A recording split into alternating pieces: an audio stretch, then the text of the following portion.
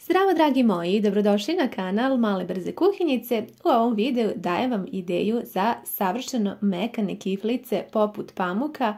Ovo je zaista provjeren recept, zato ostanite sa mnom u ostatku videa.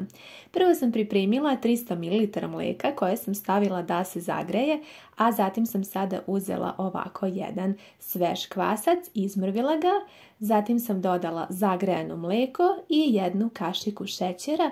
Sada ću sve to zajedno ovako da pomešam, da pokrijem s jednom čistom krpom i da ostavim da se kvasac sa mlijekom aktivira.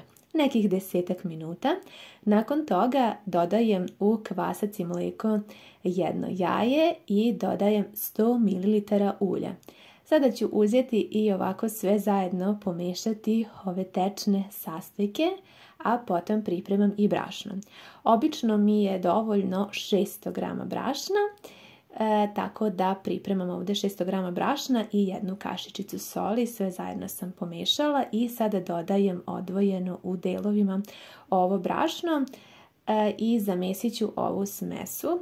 Ovako sa špatulom vi već vrlo dobro znate da ja tako uvek zamesim testo, tako mi je zaista lakše i mislim da će se i vama dopasti ovaj način. Ono što želim da napomenem jeste da vidite da je ovo testo zaista mekano i ono takvo i treba da bude. Ja vam sada pokazujem ovako prstom, znači ono se lepi i tako treba da bude ako želite mekane kiflice poput pamuka. Sada ću ih pokriti sa prijanjujućom folijom i jednom čistom krpom i ostaviti da naraste. Ja sam držala testo na veoma toplom mestu oko sat i 10 minuta. Pogledajte kako je lepo naraslo. I sada ono što je jako važan deo jeste da pobrašnite podlogu. Vidite da je testo dosta lepljivo. Ja sam sipala ovako vrlo malo brašna, vidjeli ste otprilike koliko, možda nekih 20 grama. 20-30 i sada ću ovako dobro da premesim ovu veliku jufku koju ću kasnije da podelim. Dodajte dozirano malo brašna, tek toliko da vam se ne lepi za prste, ali zaista nemojte preterivati jer upravo i jeste tajna u tome da ne preterate sa brašnom. Da bi vam kiflice bile pamuk, mekane, onako kakve volite kada kupujete gotove, onda znači samo vodite računa o brašnu. Evo pogledajte, moje testo je zaista jako mekano i sada ću ovu veliku jufku da podelim na 4 manjih.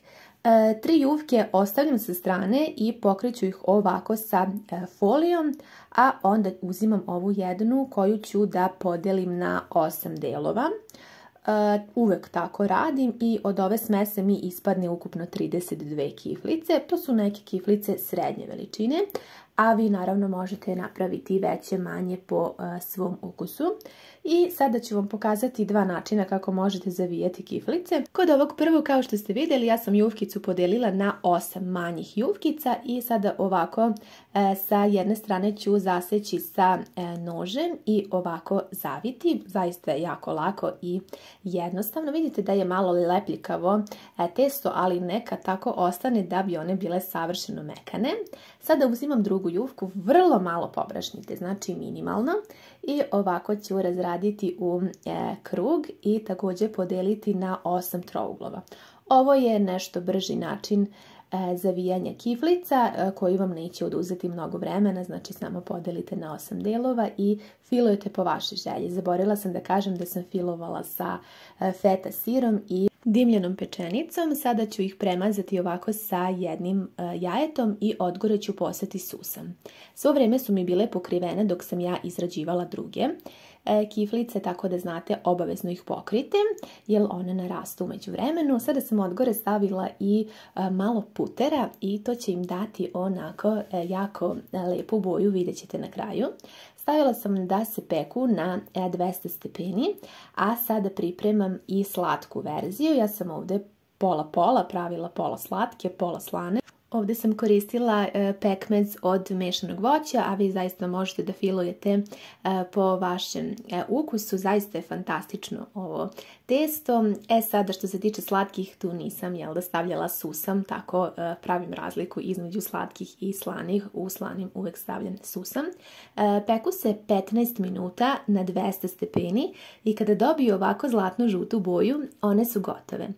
Ono što je jako bitno da kažem jeste da upravo kada stavite malu krišku margarina ili putera, zavisno šta imate, one postanu još dodatno mekane pored savršenog testa koje smo napravili i koje zaista bude fantastično pravi toliko mekane kiflice da ja vam zaista od srca preporučujem.